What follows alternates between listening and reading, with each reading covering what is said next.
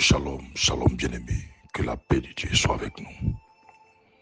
Spirituellement et physiquement, tu es fatigué. Tu n'as plus le courage, tu n'as plus envie de continuer.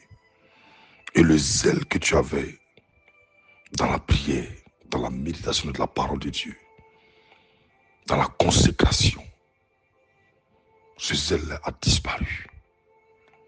Tu es dégoûté de tout. Et tu constates que ta vie spirituelle, ta vie de prière, ta vie de méditation, ta vie de consécration est devenue monotone. C'est-à-dire tu vas à l'église pour des formalités religieuses, pour te faire une bonne conscience, pour ne pas que les gens disent que tu es venu à l'église, tu n'es pas venu à l'église. Parce que spirituellement et physiquement, tu es fatigué. Tu t'es tellement investi et que tu ne vois pas les choses arriver comme tu t'investis. Tu as décidé de tout accepter parce que tu es fatigué, tu manques de force. Oui, tu acceptes tout aujourd'hui parce que tu te dis, bon, ça ne vient pas comme tu le souhaitais. Depuis là, Dieu n'a pas encore fait. Et tu as décidé de tout accepter, en bien comme en mal. Or, avant, quand les choses se passaient, tu rentrais dans la prière et tu priais. Mais maintenant, tu t'en fous parce que tu es épuisé, tu es fatigué. Je te comprends. Je te comprends. Et le Seigneur te comprend. Nous vivons la même situation. Nous sommes dans les mêmes difficultés. Nous avons les mêmes défis parce que nous avons un ennemi commun qui est Satan, qui veut nous amener à douter des promesses de Dieu, nous amener à douter du secours de Dieu qui ne manque pas dans la détresse. Il veut nous amener à nous détourner de Dieu en nous proposant des choses contraires à ce que Dieu nous a dit. Je te comprends. Nous vivons la même chose. Bien-aimé, tu sais, abandonner, laisser la main de Dieu ne nous profite en rien. Ça ne nous profite en rien. On peut certes pleurer. On peut certes pleurer pour notre situation, mais ne pleurons pas sur notre situation, mais pleurons au pied de Dieu pour notre situation, pour que Dieu vienne au secours de notre vie. Notre Dieu n'est pas sourd. Notre Dieu n'est pas méchant. Notre Dieu ne se fatigue pas de faire du bien. Notre Dieu n'est pas en manque de provision. Notre Dieu n'est pas en manque de délivrance. La Bible déclare qu'il est le secours de ceux-là même qui crient à lui. Et son secours ne manque jamais dans la détresse.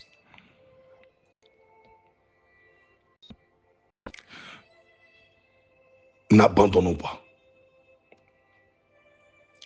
N'abandonnons pas. Tenons bon. Tenons bon. Le Seigneur est fidèle.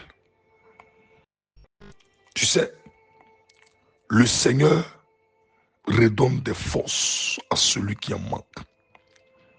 Oui, nous sommes certes fatigués, mais Dieu n'est pas fatigué parce que nous sommes fatigués. Il ne se fatigue jamais. Nous sommes certes fatigués de nos situations, fatigués de vivre les mêmes choses. Mais le Dieu que nous servons, le Seigneur Jésus-Christ de Nazareth, qui a donné sa vie pour nous à Golgotha, n'est pas fatigué parce que nous sommes fatigués. Il a la capacité de nous délivrer. Bien-aimés, tenons bon. Tenons bon. N'abandonnons pas la main du Seigneur.